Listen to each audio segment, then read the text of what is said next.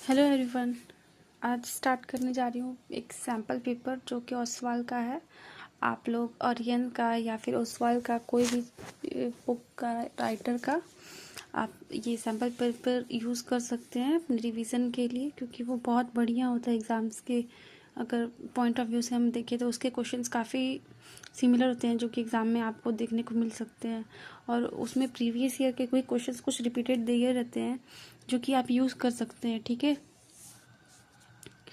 तो अभी मैं सैम्पल पेपर स्टार्ट कर रही हूँ जो कि मार्च 23 के लिए था, और 23-24 के लिए इस सेशन में भी आपको सेम कुछ सिमिलर टाइप के क्वेश्चन देखने को मिलेंगे, जिसमें कि आपको पहले से पता होगा कि कैसे कैसे क्वेश्चन आते हैं। पहले तो ये पेपर बहुत लेंथी होता है, बिजनेस स्टडीज़ का जो पेपर है इस बहुत टाइम कंज्यूमिंग होता है। इसमें आपको रिटन प्रैक्टिस करके आपको अपने टाइम को सेव करना होगा। तो क्या होता है कि इसमें 34 क्वेश्चन, काफ़ी बच्चे इतने उलझ जाते हैं कि वो 34 क्या 32 भी क्वेश्चन नहीं देख पाते, 31 30 ऐसा अटेम्प्ट करके आते हैं। बट क्या होता है 34 जो बच्चे अटेम्प्ट करते हैं उनको फिक्स्ड है कि उनको 90+ तो मार्क्स जरूर मिल जाएंगे, अगर आपने हर क्वेश्चन को 34 क्वेश्चन को आपने टच भी किया है तो। ठीक है, और क्या होता है कि उसमें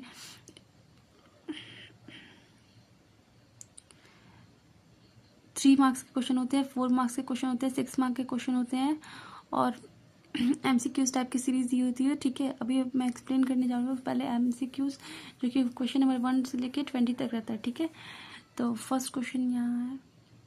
The board of directors of Medex Pharma Limited decided to issue debentures for ₹40 lakh in order to finance a major research and development project. This would increase the debt equity ratio from 1:1 to 2:1. However, at the same time it would increase the earning per share. तो क्या इसमें बता रहा है, question में ये पूछ रहा है कि रीजन जस्टिफाई करना है कि ये जो सिचुएशन है इसमें इसका जो डेब्ट इक्विटी रेशियो है 1:1 से 2:1 हो रहा है। तो इशू ऑफ डिबेंचर जो वॉट लगाया गया है डायरेक्टर्स के थ्रू वो 40 लाख से in order to finance major research and development project. तो कितना और कितना बढ़ रहा है डेब्ट इक्विटी रेशियो, तो इसमें अर्निंग पर शेयर का क्या रोल है ये इसमें पूछ रहा है। तो क्वेश्चन नंबर 1 का आंसर है D. The favourable financial leverage as return on investment is higher than the cost of डेब्ट। तो इसमें पूछ यही रहा था कि सेम टाइम पे अर्निंग पर शेयर कितना बढ़ेगा। तो फेवरेबल फाइनेंशियल लीवरेज होगा, यहाँ पे फाइनेंशियल लीवरेज जो है वो फेवरेबल होगी एज रिटर्न ऑन इन्वेस्टमेंट क्या होगा, वो ज़्यादा है। आप जितना लगा रहे हैं उससे ज़्यादा आपको इन्वेस्टमेंट से रिटर्न मिल रही है। Second question, a bottle of anti-dandruff shampoo mentions clean your hair and get rid of dandruff in one sequence. The product related decision involved in. तो इस ये जो है कौन से प्रोडक्ट रिलेटेड, तो इसमें क्या बताया गया है कि शैम्पू किस तरीके का है। तो उसको क्या करेगा, एक लेबल दिया गया, नेम टैग दिया गया। अगर जब किस क्वेश्चन में नेम टैग दिया जाता है, अभी मैं बताऊंगी आपको, मार्केटिंग मैनेजमेंट पढ़ाऊंगी तो उसमें बताया गया है कि किस लेवल पे कैसे वर्क होता है। तो इससे इसमें आपको ये दिया गया है एक इन्फॉर्मेशन जिससे पढ़ के आपको पता चलेगा प्रोडक्ट किस टाइप का, किस काइंड का, एक नेम टैग दिया जाता है। तो उसको हम लोग लेबलिंग कहेंगे। ठीक है, with the presence of women in the workforce, there has been a shift towards formal wear, increased demand of electronic gadgets and increase in demand of cosmetics. तो जब से क्या हुआ है, वुमेन जो है वर्कफोर्स में आई है, तब से क्या हुआ है, वुमेन्स की जो ट्रेडिशनल वेयर्स है उसको हटा के फॉर्मल वेयर्स आ गई है। इंक्रीज ऑफ डिमांड हो गया इलेक्ट्रॉनिक गैजेट्स का, और क्या हो गया कॉस्मेटिक्स का जो है वो भी इंक्रीज हो गया है demand. The related dimensions of business environment referred in the above lines. तो अब ये जो अबव लाइन में दिया हुआ है वो किस बिजनेस एनवायरनमेंट से रिलेट कर रहा है, तो ये सोशल एनवायरनमेंट को चेंज करा है, सोसाइटी को चेंज करा है, तो ये सोशल एनवायरनमेंट से रिलेटेड है। नेक्स्ट है, name the function of marketing which is effective in bringing repeat sales from the customers and developing brand loyalty for a product. तो इसमें बताना है फंक्शन ऑफ मैनेजमेंट जिसमें effective bringing of repeated sales of customers है, जिससे loyalty product की बनी रहे। Option C is the correct answer, customer support service. अगर आप कस्टमर को सही प्रोडक्ट सही सर्विसेज दोगे तो कस्टमर आपके लिए लॉयल होंगे, आपके पास बार बार आएंगे।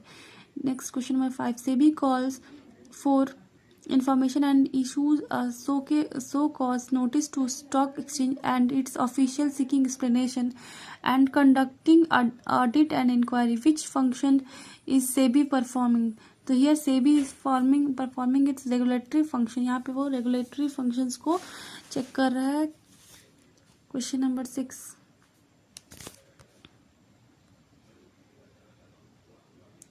यहाँ पे देखिए एक फिगर दिया हुआ है जिसमें बता रहा है identify the point of significance of management illustrated in the picture.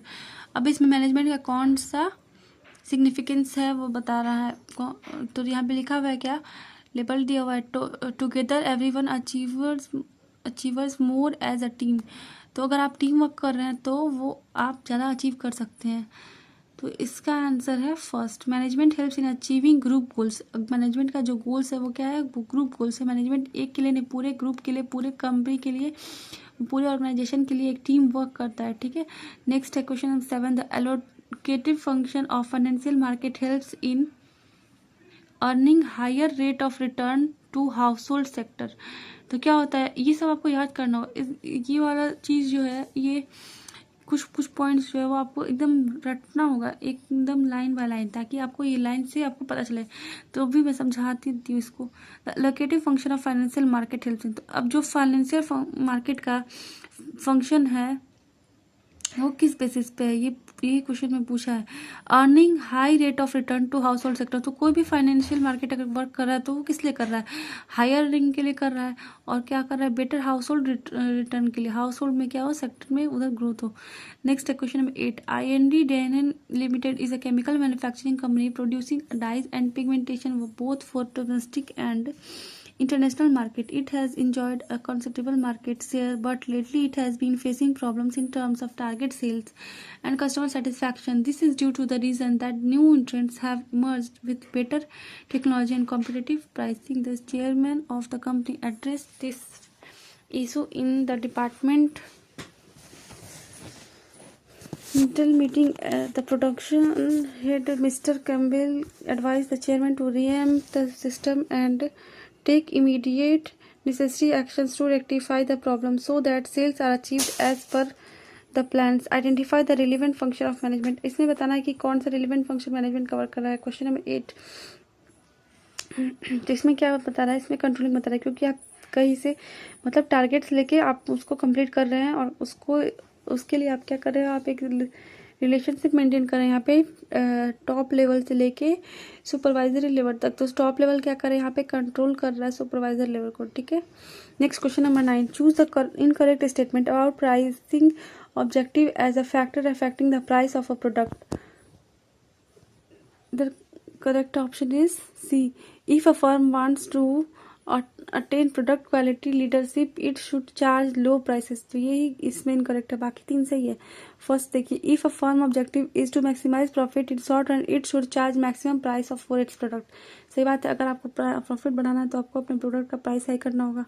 If a firm objective is to capture market share it should keep lower price of its product. अगर उसको मार्केट में ज़्यादा शेयर उठाना है तो वो क्या करेगा, प्राइस अपने प्रोडक्ट की लो करेगा. If a firm is facing problems in survival due to stiff competition it may offer discount on its product. तो क्या होता है, अगर बहुत ज़्यादा प्रॉब्लम फेस कर रहा है मार्केट में सर्वाइव करने के लिए तो वो क्या करेगा, अपने प्रोडक्ट्स पे डिस्काउंट लगाएगा. तो इसमें सबसे ज़्यादा इसमें इनकरेक्ट यही है. इसमें प्रोडक्ट लीडरशिप के बारे में बता रहा है. ठीक है. अब असर्शन एंड रीज़न दिया हुआ है तो इसमें आपको पढ़ना है और उसको देखना है कि उसका जो एक सेंटेंस दिया रहेगा उसका रीज़न आपको पढ़ना है, वो सही है क्या गलत है ये बताना है. असर्शन क्या दिया, management is concern with efficient of resources. Management किससे कंसर्न है, एफिशिएंट यूज ऑफ रिसोर्सेज. तो इसका रीजन है for management both efficiency and effectiveness need to be balanced. ये correct option is B. Both assertion and reason are true and reason are is not the correct explanation of A. दोनों statement तो सही है but are जो है उसका correct explanation नहीं है. नेक्स्ट है 11. concentration for decision making functions at the apex of management hierarchy is called. तो concentration of decision making function जो मैनेजमेंट का हायरार्की में इंक्लूड है वो किस नाम से जाना जाता है. ठीक है. Here correct option is centralization. Next question number 12. Some employees have been assigned the job measuring the output in an objective and reliable way. They are applying different techniques for achieving this aim. Some of these are this personal observation, sample checking, etc. They are also keeping the units of measurement same as the unit of the standards. Name the step of controlling process applicable in the above paragraph. अभी इसमें बताना है controlling का क्या process है, जो step process का जो स्टेप है वो कौन सा है जो इसमें आ रहा है, ठीक है। यहाँ पे करेक्ट ऑप्शन है D, measurement of actual performance. Actual performance मतलब जो वर्क किया जा रहा है वो। नेक्स्ट है क्वेश्चन नंबर 13। स्टेटमेंट 1 और स्टेटमेंट 2 दिया हुआ है, इसमें से बताना है कि कौन सा स्टेटमेंट सही कौन सा गलत है। 4 products requiring the long term storage like agricultural products, the warehouses are located near to market. Higher the level of inventory, higher will be the level of service to customers, but the cost of carrying the inventory will also be high. Statement second जो है वो true है, first वाला false है। First वाला false इसलिए है क्योंकि यहाँ पे 4 products requiring long term storage like warehouses are located near to the market. अब बताइए मार्केट के आसपास अगर रॉ मटेरियल को और प्रोडक्ट को रख देंगे तो क्या होगा, सारे प्रोडक्ट्स वेस्ट हो जाएंगे क्योंकि वो सेम टाइम पे मार्केट में रहें और सेम टाइम पे वेयर हाउस के पास जाएँ या फिर फैक्ट्री में जाएंगे तो क्या होगा, उनका आने जाने में जो है उनका कॉस्ट बढ़ जाएगा और या तो वो वेस्ट हो जाएंगे क्योंकि वो ट्रैवलिंग अगर सही टाइम पे वो अपने ट्रांसपोर्टेशन के लिए नहीं निकले या फिर ट्रैवलिंग के लिए नहीं निकले तो क्या हो जाएंगे, वो सड़ जाएंगे क्योंकि वो पेरिशेबल होते हैं एग्रीकल्चर प्रोडक्ट्स वगैरह। नेक्स्ट है question number 14। Mister Vivek is working in as a general manager of Ocean Hotels Limited. Mr. Vivek observed that the government was taking a special interest in the tourism industry as this sector is an important source of foreign exchange and employment promotion. तो क्या होता है, mister विवेक जो है वो observe करेंगे government जो है बहुत ज़्यादा इंटरेस्ट ले रहा है टूरिज्म इंडस्ट्री के लिए, जिसमें कि फॉरेन एक्सचेंज और एम्प्लॉयमेंट प्रमोशन बहुत ज़्यादा मिल रहा है। On the basis of this news the company decided to set up hotels at several tourist places. तो क्या होता है, होटल ये सोच रहा है कि जहाँ पे टूरिस्ट प्लेसेस को बताया जाएगा वहाँ हम लोग अपना होटल इस्टेब्लिश करेंगे। अप्रॉक्स 50 होटल्स जो है वो कंपनीज कंसिडर करें इशू करने के लिए। Very soon this brand ocean hotels limited became well known in the market, क्योंकि अगर बहुत ज़्यादा होटल्स उसके खुल जाएंगे तो वो बहुत ज़्यादा मार्केट में जाना जाएगा। Identify the importance of business environment described here. तो अब इसमें बताना है कौन सा बिजनेस इन्वायरमेंट लिया जाता है, सबसे ईजी है। It enables the firm to identify opportunities and getting the first mover advantage. तो आपको यहाँ पे फर्स्ट मूवर इसलिए बताया जा रहा है क्योंकि आपने पहले ही मतलब कोई ऐसा एक्टिविटी कोई ऐसा जो डायनेमिक चेंज आने वाला है एनवायरनमेंट में उसके साथ साथ आप भी चेंज कर ले रहे हो अपने आप को और आपके बाद बाकी लोग चेंज करेंगे तो आप फर्स्ट मूवर हो जाओगे, ठीक। नेक्स्ट है question number 15। Name the function of management that acts as means of translating plans into action. अब बताइए प्लान्स को एक्शंस में बदलने के लिए किसका यूज़ किया जाएगा, डायरेक्टिंग। Question number 16। स्टेटमेंट 2 1 और 2 दिया हुआ है, इसमें बताना है करेक्ट कौन सा है या फिर दोनों सही है या फिर दोनों गलत है। Electronic holdings can be converted into physical certificates and the process of dematerialisation. There is no danger of theft, loss और फर्जी of share certificates in the dematerialisation. नहीं, क्या होता है कि अगर ऑनलाइन डेटा है डिमेटलाइजेशन फॉर्म में भी है तो भी क्या होता है, जो डेटा है वो हैक हो जाती है या फिर सर्टिफिकेट्स में इशूज आ जाते हैं। तो फर्स्ट इसमें क्या है कि फर्स्ट वाला जो है वो फॉल्स है, सेकंड वाला जो है वो ट्रू है। Electronic holdings can be converted into physical certificate. उसमें चेंजेस आने के टाइम पे क्या होता है कि अगर आप में उसमें नेम चेंज कराना है, वो काफ़ी चीज़ें हैं जो आप जब शेयर वगैरह में जाओगे डिमेटलाइजेशन करोगे तो आपको पता चलेगा कि ऐसा नहीं कर सकते हैं, ठीक है। तो ऐसा पॉलिसीज़ है, सेबी का रेगुलेटरी पॉलिसीज़ है स्टॉक एक्सचेंज का जो कि उसमें इन्वॉल्व है। आप ऐसा समझ लो। इस टाइम पे अभी मैं इतना ही समझा सकती हूँ क्योंकि अभी हमारे पास इतना टाइम नहीं कि अभी हम शेयर मार्केट का चैप्टर उठाए और डिमेटलाइजेशन स्टार्ट कर दें। नेक्स्ट है question number 17। Pace is a reputed chartered accountant from which is rendered service to a big MNCs. The chartered accountants of the firm are required to travel Delhi and NCR for their use. They use company cars. The firm decided to convert its petrol cars to electric cars in order to improve the quality of life of people. Identify the dimensions of business. अब क्या हो रहा है कि chartered accountant का form है और वो एमएनसीज के लिए वर्क कर रहा है, तो वो क्या हो रहा है, दिल्ली से दिल्ली एनसीआर जाना पड़ा उनको, तो उसके लिए वो कार का यूज़ करें जिसमें पेट्रोल लग रहा है। तो पेट्रोल को चेंज करके वो क्या करना चाहते हैं, वो इलेक्ट्रॉनिक कार बनाना चाहते हैं। क्यों? ताकि पेट्रोल को वो सेव कर सके। बताइए कौन सा इन्वायरमेंट है? तो ये है सोशल एंड टेक्नोलॉजिकल। एक तो पहला तो सोसाइटी में आप पेट्रोल का कम यूज़ करेंगे, नेक्स्ट है टेक्नोलॉजी, क्योंकि आप इसमें क्या करें, इलेक्ट्रॉनिक का यूज़ करते हो, वो टेक्नोलॉजिकल में जाएगा। ठीक है। Question number 18, match the following tools of promotion with their explanation and choose the correct option. अब देखिए इसमें मैच द कॉलम करना है, तो इसमें हम लोग ध्यान से आपको ऑप्शन चेक करना पड़ेगा, क्योंकि कभी कभी ऑप्शन भी देखिए सेम लगेगा, आपको लगेगा कि चलो ये कर देती हूँ, बस यही करने में आप जल्दी के चक्कर में गलत कर देंगे। देखिए ऑप्शन सी और डी, देखिए स्टार्टिंग में देखिए कितना सेम है, ए का फर्स्ट है, ए का सेकंड है, यहाँ भी ए का सेकंड। अब आपको लगा कि चलो ये करना है, ए का सेकंड वाला करना है, उसके बाद आपने मिलाया ही नहीं इसकी, आपने आंसर क्या बनाया था और आप गलत वाला चेक करके आ गए, तो ये गलत हो जाएगा ऑप्शन। ठीक है, इसलिए आप उस सारे ऑप्शन को करेक्टली दो या 3 बार जरूर चेक करें लगाने से पहले। ठीक है, तो इसका सही आंसर है क्वेश्चन ऑप्शन नंबर ए।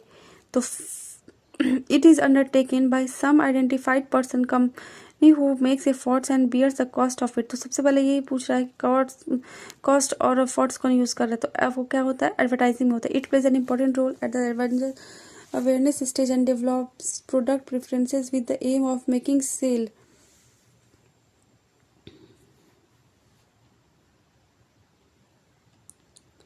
इसका आंसर है पर्सनल सेलिंग। तो अब सेल्स से रिलेटेड है ये, तो पर्सनली में जाएगा। It helps in managing public opinion and companies relation with the public on the regular basis. तो रेगुलर बेसिस पे जा रहा है, तो ये जाएगा ऑप्शन डी, क्योंकि पब्लिक रिलेशंस पे जा रहा है। देखिए कंपनीज रिलेशन का जो है पब्लिक रिलेशन से इंटरेक्ट है, इसलिए ऐसा लिखा हुआ है यहाँ पे। It uses tools specifically designed to promote to customers, middlemen and to salesperson। ये है सेल्स प्रमोशन में जाएगा। ठीक है, तो आप इसे ऑप्शन लगाने के टाइम पे आप बहुत ध्यान दे के ऑप्शन लगाना। ठीक है, next question number 19, from the following which is not a relevant feature of management as science. तो इसमें बताना है कौन सा ऐसा फीचर है जो मैनेजमेंट एज साइंस को नहीं फॉलो कर रहा है। नॉट को, ये जो आप देख रहे हैं यहाँ पर, आपको ये जरूर ध्यान देना है कि आप इसमें नॉट जो है क्वेश्चन में ध्यान से पढ़े। क्या होता है, बच्चे नॉट नहीं पढ़ते हैं और सीधा विच इज रिलेवेंट। अब बताइए रिलेवेंट लगा के आ जाएंगे, क्वेश्चन में लिखा हुआ है नॉट, आपको नॉट पे ध्यान देना है। ठीक है, इसका सही आंसर है C, based on practice and creativity. ये नहीं है, बाकी सारे प्रिंसिपल साइंस है। देखिए यूनिवर्सल वैलिडिटी, यूनिवर्सल से अगर रिलेटेड हो तो पक्का साइंस में जाएगा। Principles of based on the basic of experimentation, ये भी जाएगा। एक्सपेरिमेंट पे बेसिस, इसका मतलब वो साइंस में जाएगा। सिस्टमाइज बॉडी है तो वो भी साइंस में ही जाएगा। तो इसमें बस एक नहीं जाएगा, प्रैक्टिस एंड क्रिएटिविटी, वो किस में जाती है, वो आर्ट्स में जाती है। ठीक है, last, the aim of demonetisation was not to. अब बताइए डिमोनेटाइजेशन जो हो रही थी, नोटबंदी जिसको हम लोग बोलते हैं, वो किस वजह से हो रही थी, और यहाँ पे पूछ रहा है वाज नॉट टू। अब किस वजह से नहीं हो रही थी, यहाँ पे ये लगाना है। तो reduce the prices of real estate. तो किस वजह से नहीं हो रही थी, रियल एस्टेट के प्राइसेस से थोड़ी हो रही थी, वो किस वजह से हो रही थी, क्योंकि मनी जो है वो बहुत अंडररेटेड चल रही थी, बहुत ज़्यादा हाई लेवल में इलीगल एक्टिविटीज़ हो रही थी, करप्शन चल रहे थे, इस वजह से हो रही थी। अगर यहाँ पे नॉट नहीं रहता तो ये 3 बाकी ऑप्शन सही थे, बट यहाँ पे नॉट क्वेश्चन में है, तो क्वेश्चन नंबर तो इस वजह से ऑप्शन बी होगा। ठीक है, अब क्वेश्चन नंबर 21 to 34 मैं नेक्स्ट वीडियो में अपलोड करूंगी, जिसमें मैं 1 मार्क्स वाले, 3 मार्क्स वाले, 4 मार्क्स वाले, 6 मार्क्स वाले कराऊंगी। ठीक है, अभी आपको आइडिया हो गया होगा कि आपको कैसे क्वेश्चंस करने हैं, कैसे पढ़ना है, और इस सैम्पल पेपर का आप यूज़ कर सकते हैं सिंपली रिवीजन के लिए, कि आप अगर परेशान हो रही एक लाइन से कैसा क्वेश्चन बन जाएगा, तो देखो भाई ऐसा ही क्वेश्चन बनता है, कोई रॉकेट साइंस वाला क्वेश्चन नहीं बनता है, बहुत ही ईजी पेपर आता है। बस आपको पैनिक नहीं करना, और पूरा का पूरा 34 क्वेश्चन आपको अटेम्प्ट करके ही आने हैं, क्योंकि काफ़ी टाइम पे ऐसा क्या होता है, बच्चे बहुत ज़्यादा पैनिक हो जाते हैं और पेपर थोड़ा लेंथी होता है, तो बच्चे 30, 31, 32 बस इतने ही क्वेश्चन करके और रह जाते हैं। तो आपको थोड़ा राइटिंग स्पीड बढ़ानी पड़ेगी। अभी भी टाइम है, अभी तो 12th है, शायद 12 मार्च है। आप